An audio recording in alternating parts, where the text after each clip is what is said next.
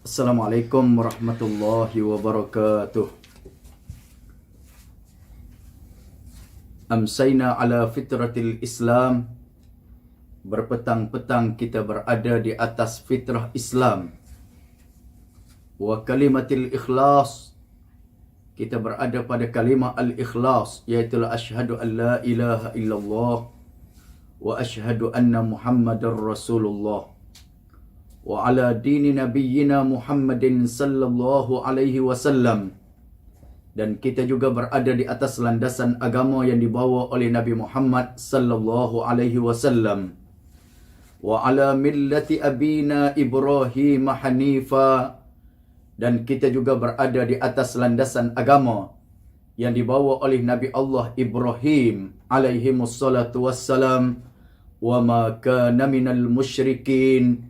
Dan tidaklah kita termasuk di kalangan orang-orang yang syirik kepadanya. Amma ba'd. Ustaz ingin berkongsi dari segi sejarah dan sirah dengan detail berkaitan dengan hijrah Nabi sallallahu alaihi wasallam. Oleh kerana minggu depan kita akan menyambut ma'al hijrah, eloklah kita keluarkan pengajaran dan pengiktibaran dan beberapa yang berkaitan di dalam kehidupan kita. Jadi tajuk pada petang ini, bolehlah Ustaz simpulkan penghayatan hijrah di dalam kecemerlangan kehidupan. Bolehlah Ustaz simpulkan penghayatan hijrah di dalam kecemerlangan kehidupan. Persoalan yang pertama yang perlu kita huraikan, kenapa Sayyidina Umar bin Al-Khattab radhiyallahu an memilih tarikh hijrahnya Nabi sallallahu alaihi wasallam daripada Mekah ke Madinah merupakan perkiraan awal tahun di dalam bulan hijrah ataupun perkiraan awal tahun bulan Islam. Di zaman Nabi sallallahu alaihi wasallam tidak ada suatu tarikh hijrah ataupun suatu tarikh Islam yang digunakan di dalam kehidupan harian. Mereka menggunakan hari kelahiran Nabi Isa alaihi wassalatu wassalam sebagai perkiraan.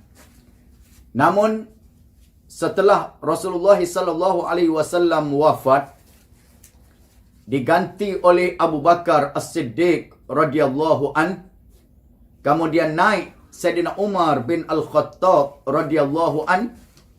Sayyidina Umar mencari apakah tarikh yang paling sesuai untuk dijadikan perkiraan awal tahun di dalam tahun hijrah. Lalu Sayyidina Umar mengambil tarikh hijrahnya Nabi sallallahu alaihi wasallam ataupun tahun hijrahnya Nabi sallallahu alaihi wasallam daripada Mekah ke Madinah merupakan perkiraan awal tahun di dalam tahun hijrah. Kenapa? Sebab apabila Rasulullah berhijrah sahaja ke Madinah merupakan titik tolak kepada zaman keagungan dan kegemilangan Islam.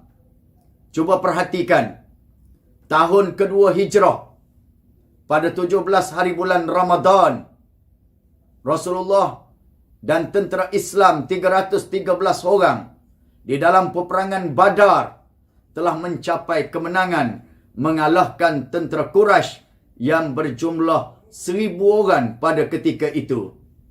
Pada tahun ketiga hijrah, genap setahun kemenangan tentera Islam dalam peperangan Badar, Quraisy datang ke Madinah dengan 3000 angkatan tentera di dalam peperangan Uhud.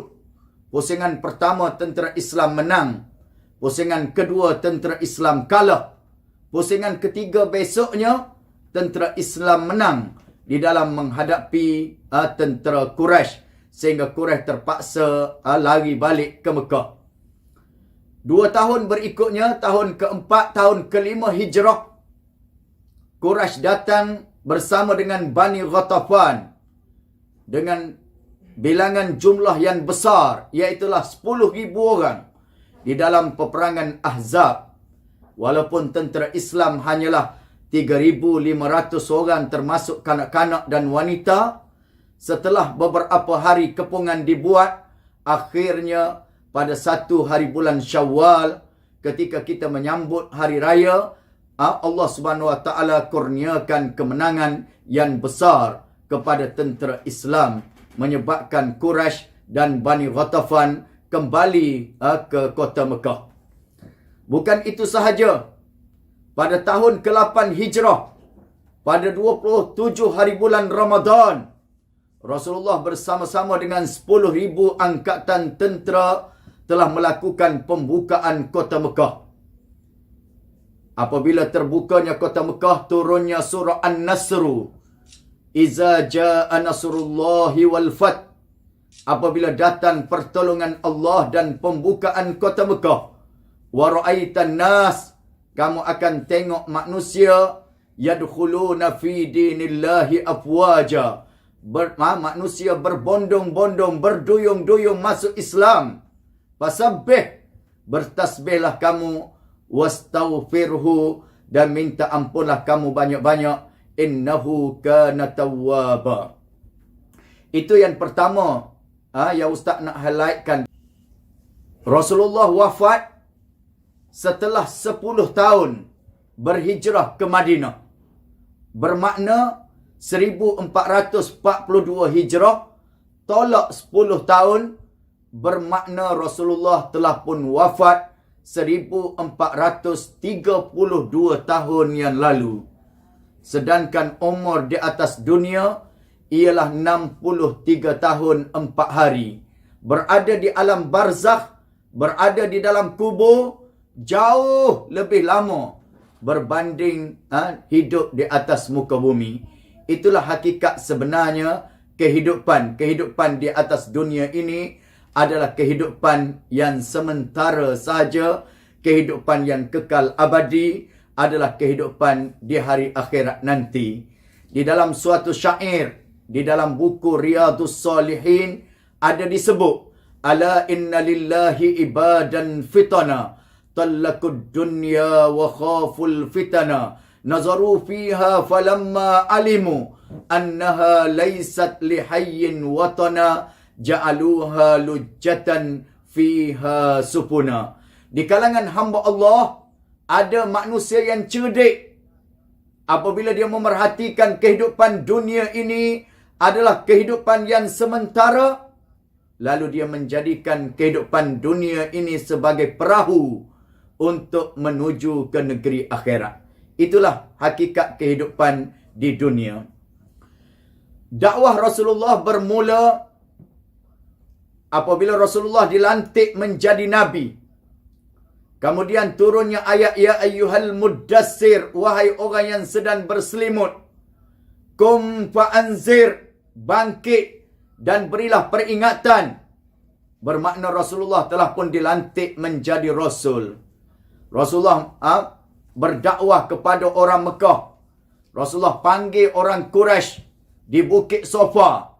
Wahai Bani Hashim, wahai Bani Abdul Muttalib, wahai Bani Abdul Manaf. Semua mereka datang berkumpul.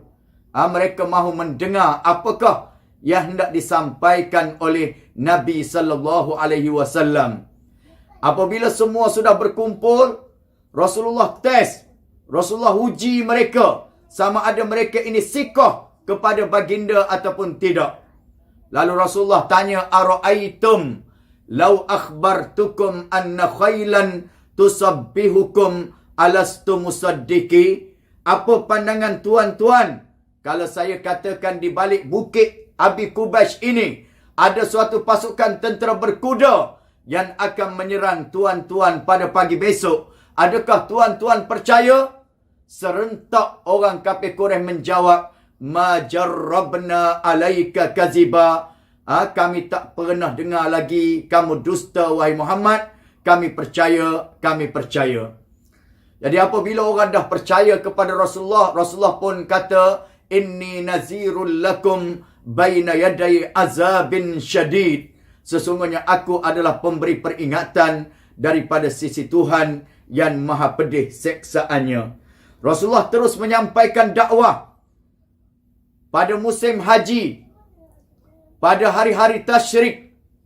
Rasulullah mengambil kesempatan bertemu dengan kabilah-kabilah Arab, berdakwah kepada mereka daripada satu kabilah kepada satu kabilah, daripada satu kabilah kepada satu kabilah. Tidak ada yang sanggup menerima Islam. Sehingga Rasulullah rasa berputus asa, balik ke rumah, bertemu dengan isterinya. Isterinya memberi semangat kepada Rasulullah. Pada waktu petang dia keluar lagi.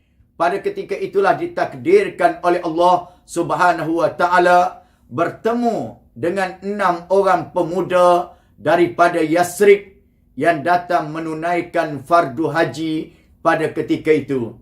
Ibadat haji dilakukan secara jahiliah dengan cara penyelewengan yang telah dilakukan terhadap syariat yang dibawa oleh Nabi Ibrahim alaihi wassalatu wassalam. Tapi mereka masih juga berada di Mina dan mereka bermalam di Mina. Di sinilah Rasulullah berdakwah kepada mereka, mengatakan aku adalah utusan Allah, baca Al-Quran. Lalu mereka berkata apa? Inilah dia Nabi yang diberi amaran oleh orang-orang Yahudi.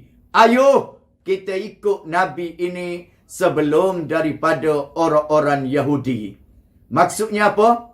Sebelum ini, orang-orang Yahudi di Madinah, dia adalah ahli kitab yang diturunkan kitab oleh Allah Subhanahu wa taala. Dia tahu tentang perutusan Nabi, tapi mereka menggunakan ilmu yang mereka ada, pengetahuan yang mereka ada untuk menakut-nakutkan orang Arab di Yasrib ataupun di Madinah. Mereka pergi jumpa dengan Aus, jaga-jaga kamu orang Aus, mengikut kitab kami telah tiba masanya Nabi akhir zaman diutuskan oleh Allah. Kami orang Yahudi akan bergabung dengan Nabi ini. Kami akan memerangi kamu secara istiqsal sehingga ke akar umbi. Menyebabkan orang Arab Aus, Khazraj dan orang Arab di semenanjung tanah Arab takut dengan ancaman yang dilakukan oleh orang-orang Yahudi ini. Rupa-rupanya perancangan Yahudi ini makan tuan. Apabila 6 orang pemuda ini pergi menunaikan haji dan bertemu dengan Rasulullah, lalu mereka berkata, inilah dia Nabi yang diberi amaran oleh orang-orang Yahudi. Ayo kita ikut Nabi ini sebelum daripada orang-orang Yahudi. Mereka bersetuju beriman dengan Nabi Muhammad sallallahu alaihi wasallam, menerima ajaran daripada Rasulullah. Apabila mereka nak balik, lalu Rasulullah melakukan bai'ah yang pertama yang dipanggil Bai'atul Aqabah. Mereka pun balik ke Madinah dengan janji tahun hadapan, tahun 12 kenabian, mereka datang seramai 12 orang daripada Yasrib bertemu dengan Nabi sallallahu alaihi wasallam pada hari tasyrik di tempat yang sama di bawah pokok Aqabah yang terletak di Mina. Lalu Rasulullah pun bertemu dengan mereka dan memberi pendidikan Islam. Apabila mereka nak balik, Rasulullah menghantar duta yang pertama di dalam Islam. Ustaz boleh tanya tak? Siapakah duta yang pertama di dalam Islam? Cepat.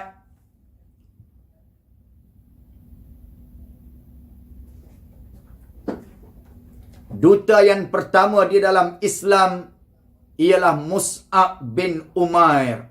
Mus'ab bin Umair. Mereka balik ke Yasrib bersama-sama dengan Mus'ab bin Umair.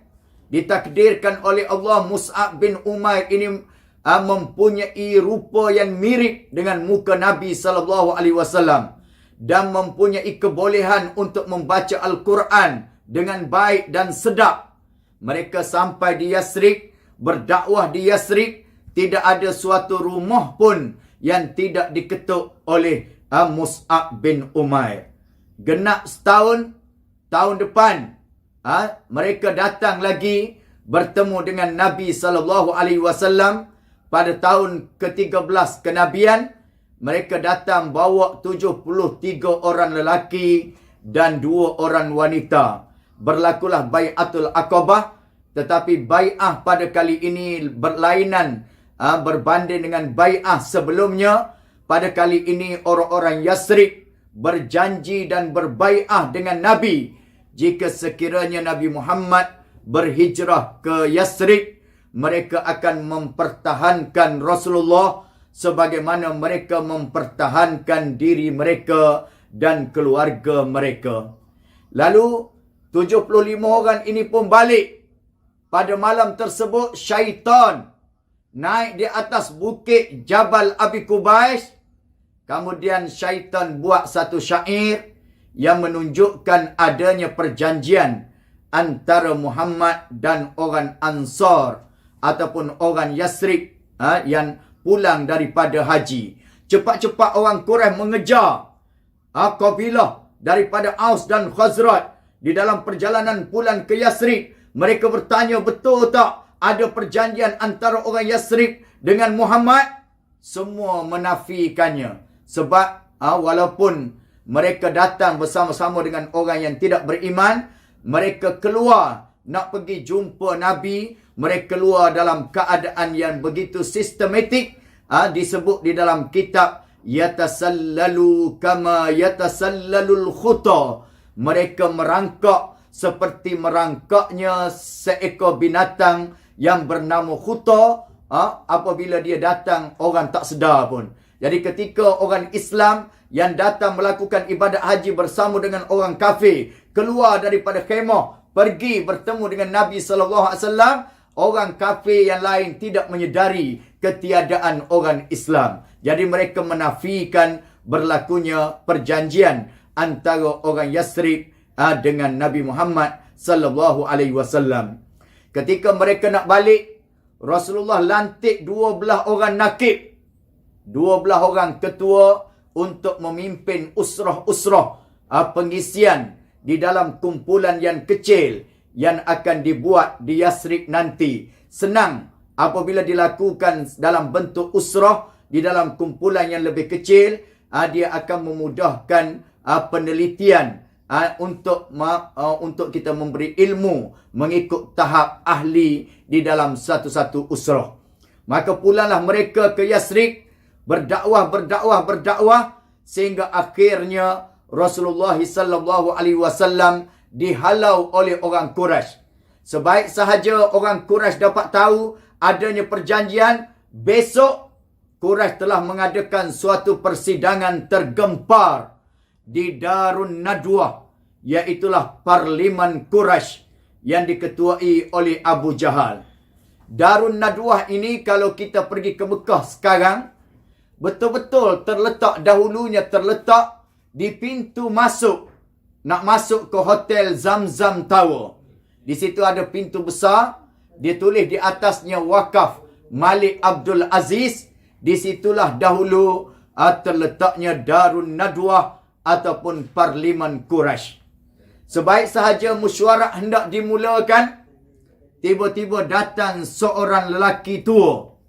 Lalu Abu Jahal tanya, "Mana Syekh?" Syekh datang daripada mana? Syekh datang daripada An-Najdu. Oh, elok sangat.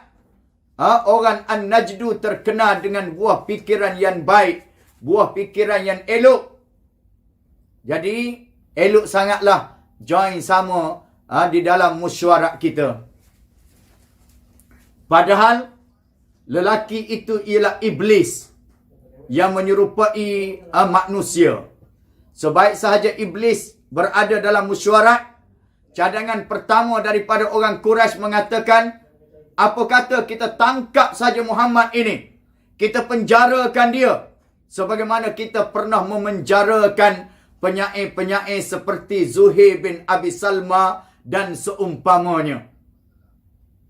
Lalu syaitan kata, oh tidak, kamu tak tengok hubungan Nabi Muhammad dengan pengikutnya?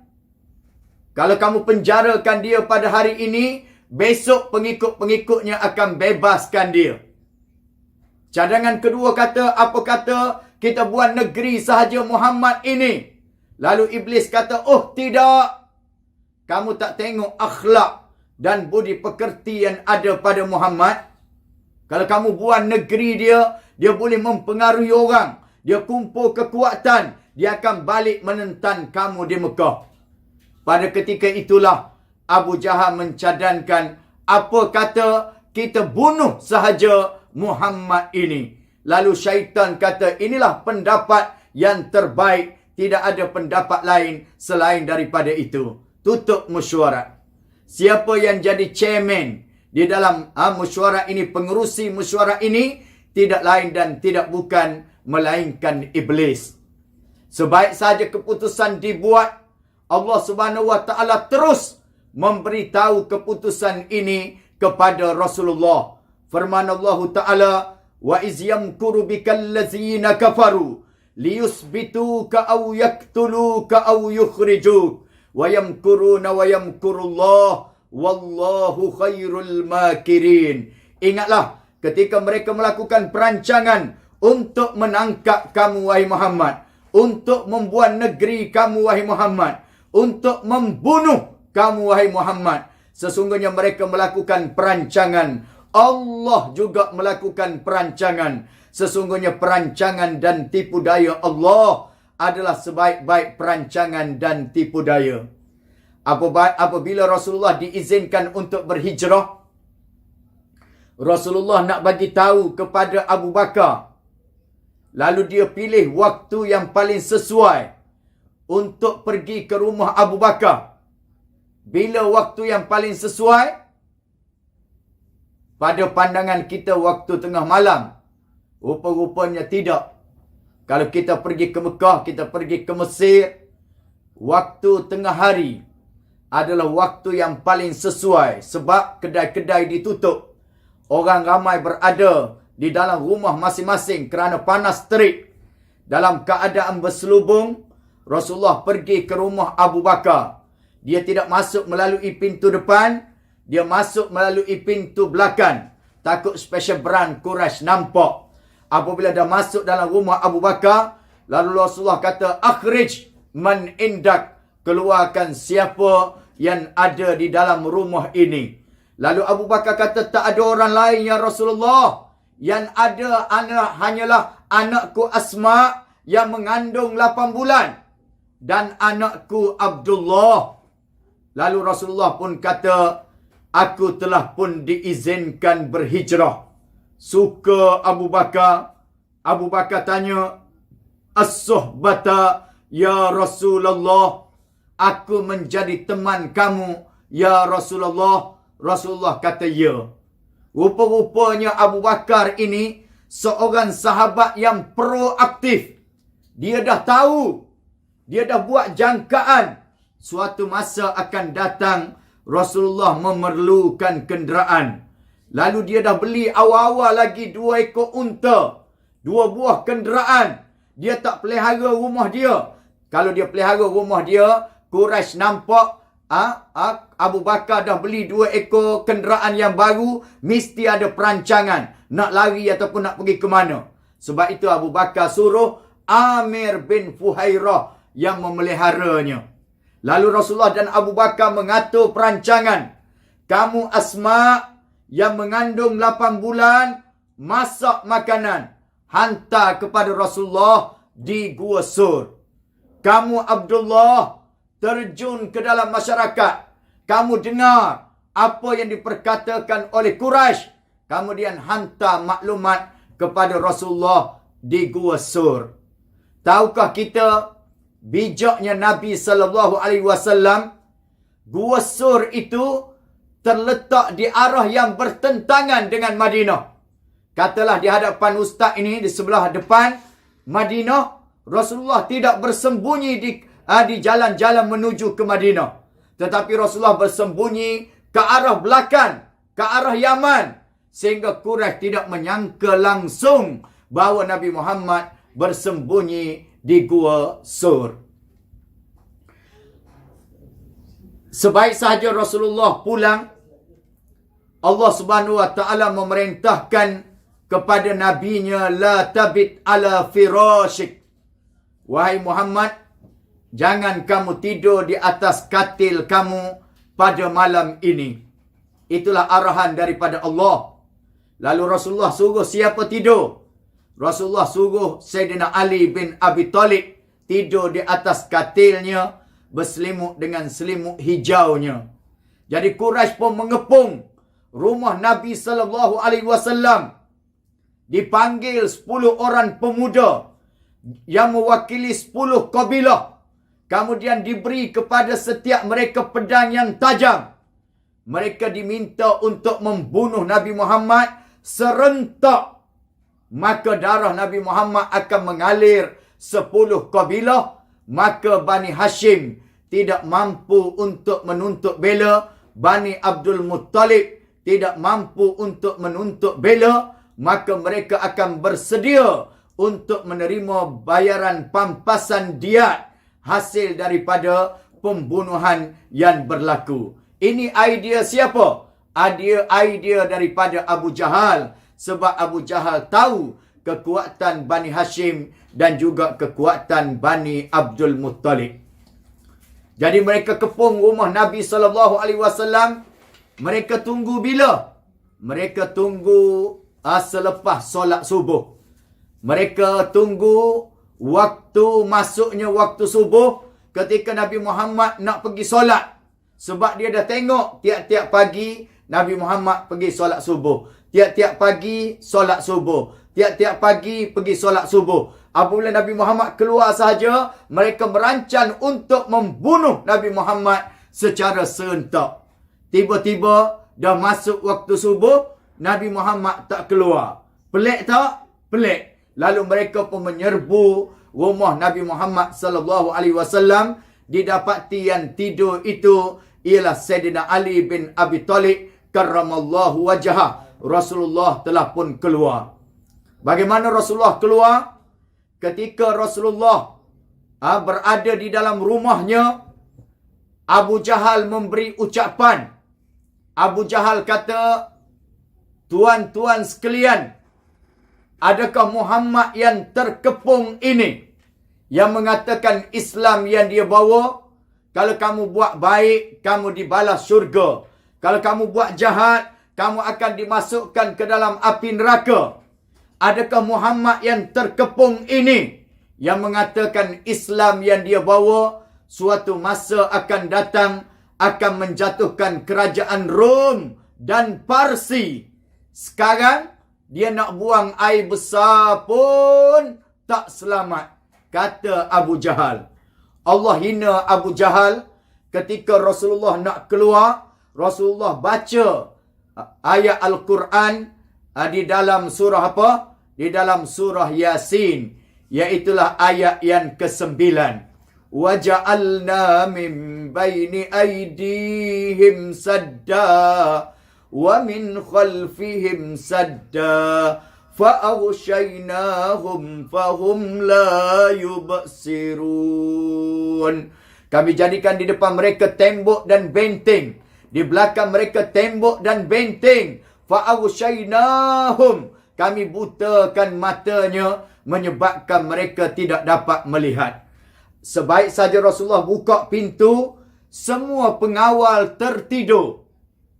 Jadi apabila pengawal tertidur, Rasulullah sempat ambil pasir, diletakkan di atas kepala-kepala mereka sebagai penghinaan kepada mereka. Apabila Rasulullah nak keluar, ditakdirkan oleh Allah di dalam kegelapan malam itu berselisih dengan Abu Jahal. Jadi Abu Jahal nampak macam Muhammad. Bangun, bangun. Aku yakin yang keluar itu Muhammad. Lalu mereka pun menyerbu ke arah lubang tengok. Oh tidak, Nabi Muhammad masih lagi tidur berselimut dengan selimut hijaunya. Jadi tunggu waktu pagi, barulah mereka serbu rumah. Tengok Sayyidina Ali bin Abi Talib yang sedang tidur, Rasulullah sudah tidak ada. Quraisy terus mengeluarkan suatu wanted.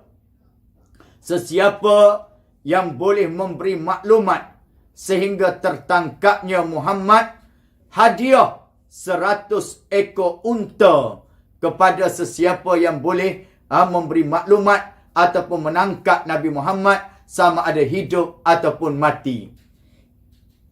Jadi pemuda-pemuda Quraisy bangkit pergi mencari ataupun memburu di seluruh jalan-jalan menuju ke Madinah. Kenapa? Sahabat Muhammad berhijrah ke Madinah. Kalau Muhammad terlepas, dia akan pergi hijrah ke mana? Sudah tentulah dia akan berhijrah ke Madinah. Tetapi Rasulullah amat bijak apabila dia memilih untuk bersembunyi di Gua Sur yang bersetentangan dengan jarak ataupun arah menuju ke Madinah. Rasulullah pun pergilah ke Gua Sur bersama-sama dengan Abu Bakar. Apabila sampai di Gua Sur, Rasulullah duduk di sana 3 hari. Iaitulah hari Jumaat, hari Sabtu dan hari Ahad. Pada ketika itu 27 dan 28 serta 29 hari bulan Safar. Dan naik di puncak Jabal Sur, berada di hadapan pintu gua. Abu Bakar masuk dahulu. Abu Bakar buat spot check clear, baru jemput Rasulullah masuk. Oleh kerana Rasulullah pada ketika itu berumur 50 tahun. Rasulullah rasa penat yang amat sangat.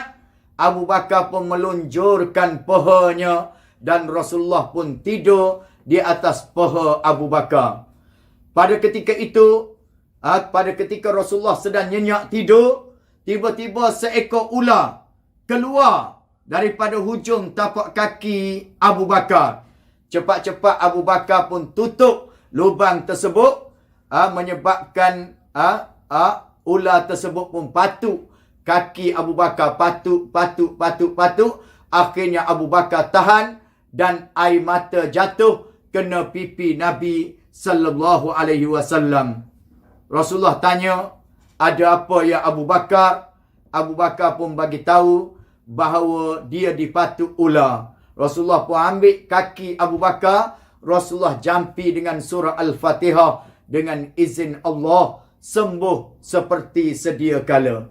Di sini ada sedikit pengajaran kelebihan surah Al-Fatihah.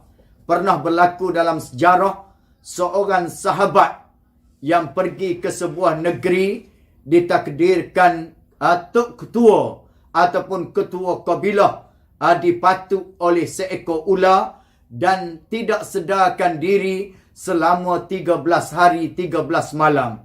Apabila dia dengar sahabat Nabi ada di negeri mereka, mereka dah habis ikhtiar yang mereka mampu, lalu dia pun panggil sahabat Nabi supaya berubat. Sahabat Nabi minta segelas air, lalu dijampi dengan surah Al-Fatihah, diberi minum kepada Tok Ketua dengan izin Allah. Tok Ketua pun sembuh. Apabila Tok Ketua sembuh, dibisik kepada Tok Ketua lelaki inilah yang telah menyembuhkan Tok Ketua. Lalu sahabat itu berkata, bukan saya yang menyembuhkannya, saya hanya berusaha sahaja, yang menyembuhkannya ialah Allah Subhanahu wa taala. Lalu Tok Ketua nak bagi hadiah 40 ekor kambing kepada sahabat yang jampi tadi. Lalu sahabat kata, tunggu dulu. Oleh kerana tadi jampi dengan ayat Quran, takut termasuk dalam kategori menjual ayat Al-Quran. Kena tanya Nabi dahulu. Lalu sahabat pun balik, tanya Nabi SAW. Nabi kata, kamu boleh ambil. Kamu bukan jual ayat Al-Quran, tetapi itu adalah ikhtiar. Itu adalah usaha yang kamu lakukan. Berdasarkan peristiwa inilah, maka Pak Imam yang menjadi imam solat, Tok Khatib yang membaca khutbah, ustaz-ustaz dan guru-guru agama, guru-guru Al-Quran boleh mengambil upah ketika mengajar. Dia tidak dianggap sebagai menjual ayat Al-Quran, tetapi itu adalah usaha ataupun apa yang dilakukannya di dalam usaha menyebarkan dakwah yang disampaikan oleh Nabi sallallahu alaihi wasallam, ataupun menyampaikan dakwah li'i'la'i kalimatillahi hiyal ulia, untuk meninggikan kalimah Allah yang maha tinggi. Selama 3 hari Rasulullah berada di Gua Sur, datanglah Umayyah bin Khalaf bersama dengan bala tenteranya. Pada ketika itu Abu Bakar sudah takut. Dia kata, sudah ya Rasulullah, kalau dia tunduk ke bawah, dia akan nampak kita. Rasulullah kata, la takhaf wa la tahzan, innallaha ma'ana. Jangan kamu rasa takut, jangan kamu rasa bimbang, sesungguhnya Allah bersama-sama dengan kita. Pada ketika itulah Al-Ankabut datang, labah-labah datang, mengarut sarangnya setebal yang mungkin. Kemudian burung merpati bertelur di depan pintu gua. Apabila Umayyah bin Khalaf datang dekat dengan gua, dia tengok sarang labah-labah. Dia kata, demi Allah, sarang labah-labah ini ada sebelum daripada Nabi Muhammad lahir lagi. Tebalnya. Demi Allah, tak ada orang di dalam. Kalau ada orang di dalam, nescaya koyak sarang labah-labah ini. Cuba tengok satu lagi. Burung merpati bertelur, relax saja. Kalau ada orang di dalam, nescaya dia tidak akan berada di situ. Ketika manusia tidak boleh menolong Nabi-Nya sallallahu alaihi wasallam, Allah menjadikan makhluk lain tolong Nabi sallallahu alaihi wasallam. Selepas daripada 3 hari, Rasulullah pun membuat persiapan untuk bergerak menuju ke mana? Menuju ke Madinah. Jadi persediaan untuk berhijrah, Rasulullah panggil siapa? Seorang penunjuk jalan. Nama dia Abdullah bin Uraiqat. Yang tidak Islam. Tetapi mengetahui selok-belok jalan menuju ke Madinah. Melalui padang pasir. Melalui celah bukit. Dan juga melalui tepi laut. Rasulullah pun mula bergerak. Bersama-sama dengan bersama-sama dengan penunjuk jalan. Abdullah bin Uraiqat. Bersama-sama dengan Abu Bakar. Berjalan. Sampai di tengah jalan, Rasulullah keputusan makanan dan minuman. Apabila pemuda-pemuda Quraisy memburu Nabi sallallahu alaihi wasallam, mencari Rasulullah di serata tempat beberapa hari, selama 3 hari, kemudian mereka pulang semula ke Mekah. Jadi selepas 3 hari, tidak ada lagi orang yang memburu Nabi. Pada ketika itulah Nabi pun keluar. Apabila Rasulullah keluar, Rasulullah bertemu dengan suatu kafilah perdagangan yang datang daripada luar nak pergi ke Mekah. Mereka kenal Abu Bakar. Rasulullah dalam keadaan berselubung. Dia tanya Abu Bakar, ya Abu Bakar, ke mana kamu nak pergi? Dan siapa bersama dengan kamu? Abu Bakar kata, oh, itu adalah hadi tariq. Itu adalah penunjuk jalan. Cepat-cepat Abu Bakar dengan Rasulullah pergi. Takut dia tanya soalan yang kedua. Akhirnya, kafilah itu sampai di Mekah. Apabila mereka sampai di Mekah, mereka terdengar perbualan Quraisy yang sedang memburu Rasulullah dengan Abu Bakar. Lalu dia kata, tadi aku bertemu dengan Abu Bakar di tepi pantai. Barangkali yang berselubung itu Muhammad yang kamu cari-cari. Lalu pemuda-pemuda Quraisy pun bangkit nak pergi kejar Rasulullah. Masa itulah bangkit seorang panglima Quraisy yang bernama Suraqah bin Malik. Suraqah kata, tunggu dulu. Kamu kan tahu kepahlawanan yang ada padaku. Aku dah pergi ke sana. Itu bukan Muhammad. Itu adalah kafilah Fulan bin Fulan mencari untanya yang hilang. Jadi pemuda-pemuda pun kendor balik.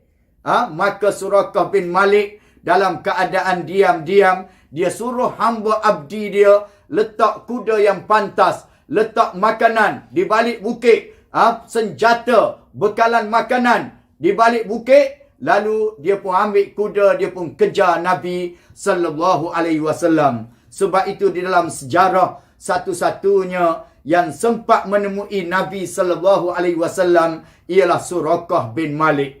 Apabila Suraqah bin Malik menghampiri Rasulullah, dia nak bunuh Rasulullah, dia terjatuh. Lalu dia pun naik semula, dia kejar Rasulullah, dia nak pukul Rasulullah, dia terjatuh kali kedua.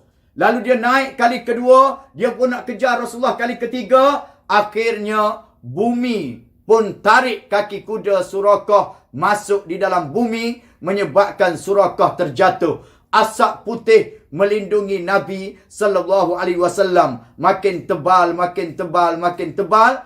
Apabila Suraqah yakin bahawa dia akan terbenam di dalam bumi, lalu Suraqah pun minta tolong. Ya Muhammad, tolong, tolong, tolong. Kalau kita di tempat Nabi Muhammad, tolong tak? Jawabnya tak tolong. Tapi kalau ustaz tolong, ustaz datang, ustaz dah sampai dekat, ustaz pun kata pada muka. Ingat ke nak tolong? Rupanya tak tolong juga.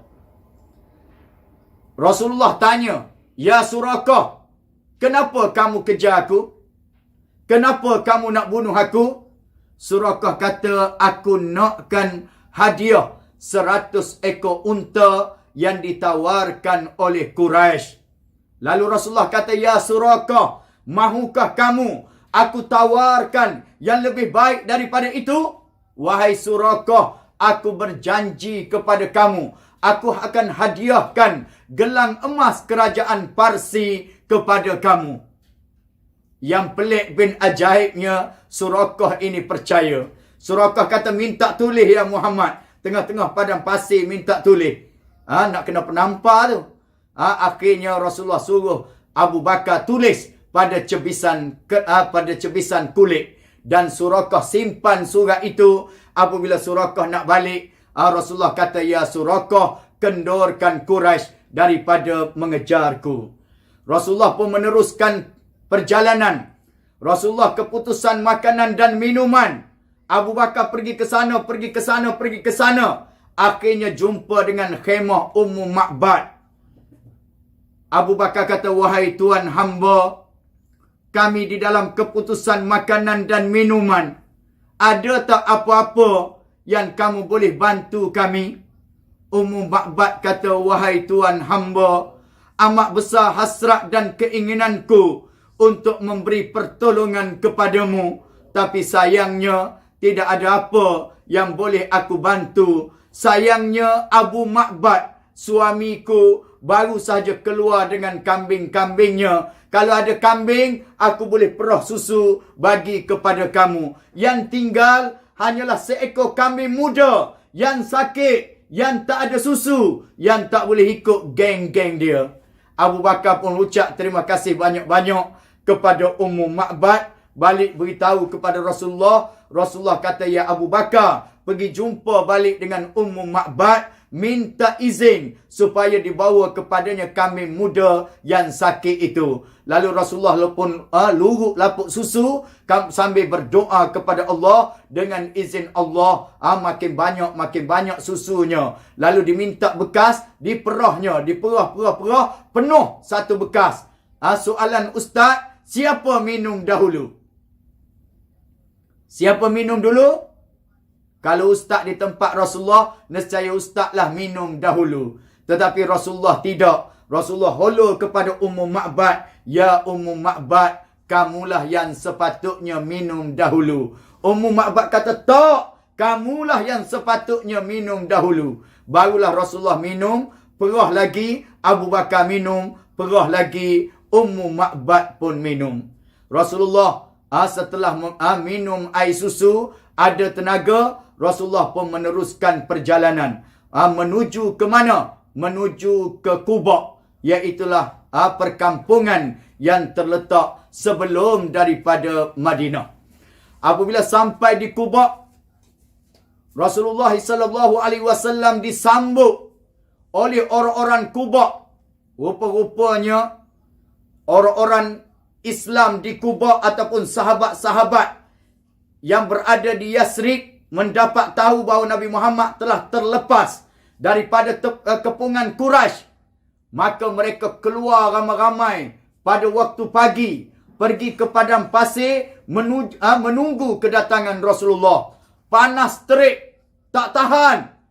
Lalu mereka pun balik, naik pokok tamar, tengok keliling, Rasulullah dengan Abu Bakar tak ada, baru mereka masuk ke dalam rumah.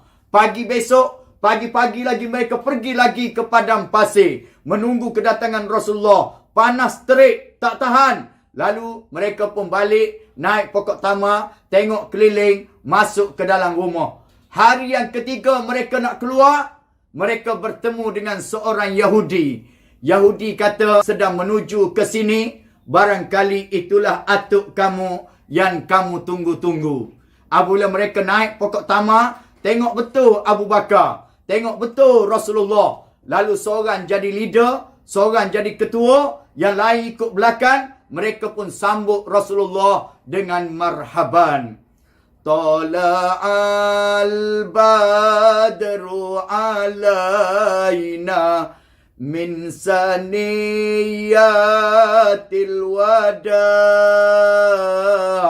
wajaba syukru alaina mada'a lillahi da' ayyuhal mab'usu fina ji'ta bil amril muta' ji'ta syarraftal madina marhaban ya khairada' sallallahu ala Muhammad sallallahu alaihi wasallam sallallahu ala Muhammad sallallahu alaihi wasallam anta ghausuna jami'a ya mujammal attiba'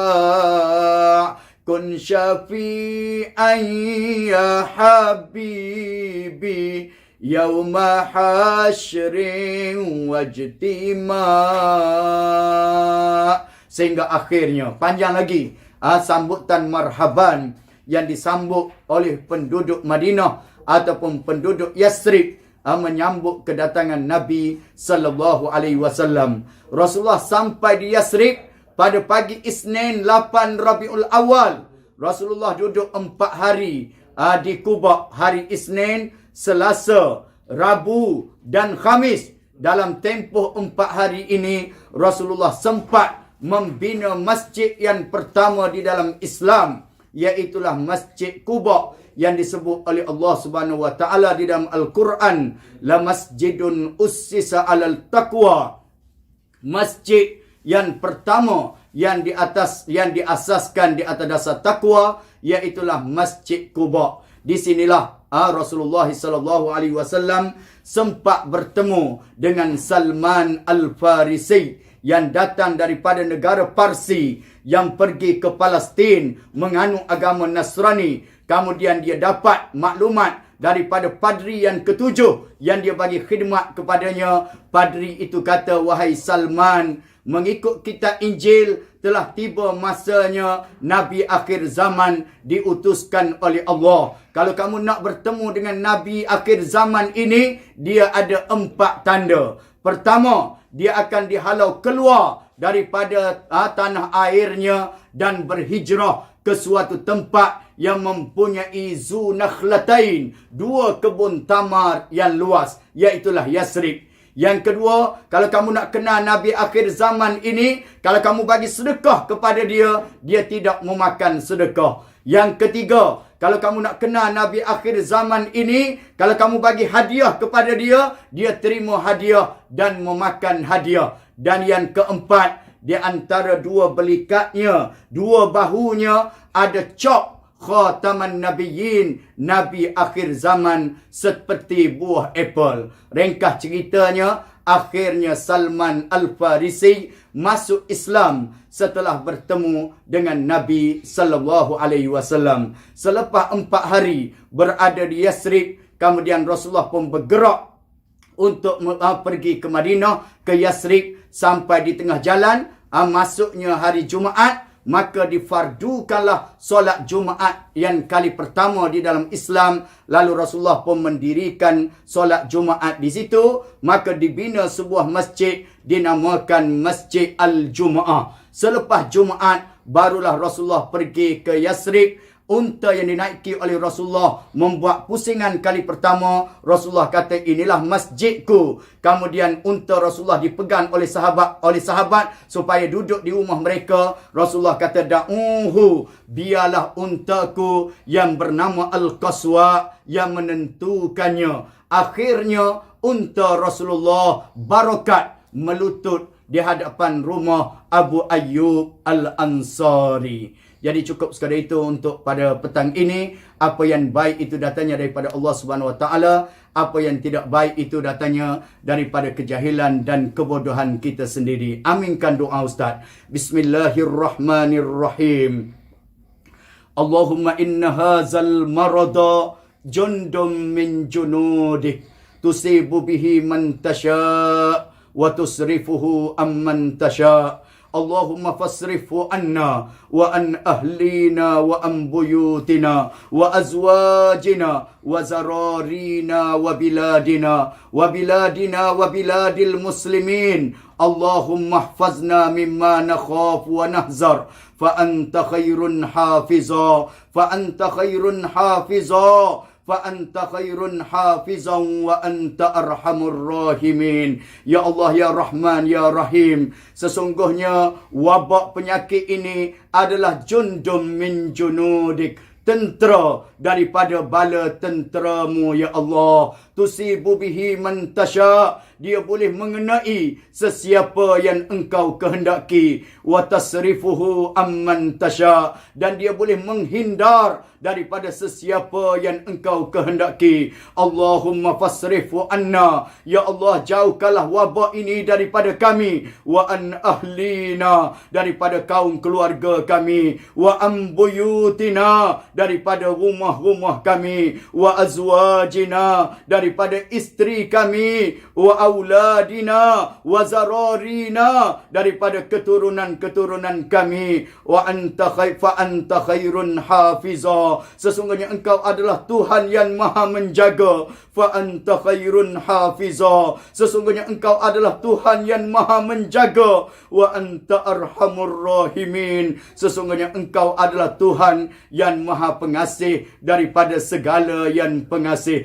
Allahumma inna na'udzubika minal barasi wal juzami wal jununi wa min sayyi'il asqami. Ya Allah, kami minta perlindungan daripada penyakit kusta, penyakit sopak, penyakit gila, dan juga daripada penyakit yang berbahaya. Rabbana atina fid dunya hasanah wa fil akhirati hasanatan wa qina azabannar. Da'wahum fiha subhanakallahumma wa tahiyyatuhum fiha salam wa akhiru da'wahum anil hamdulillahi rabbil alamin. Wassalamu alaikum warahmatullahi wabarakatuh.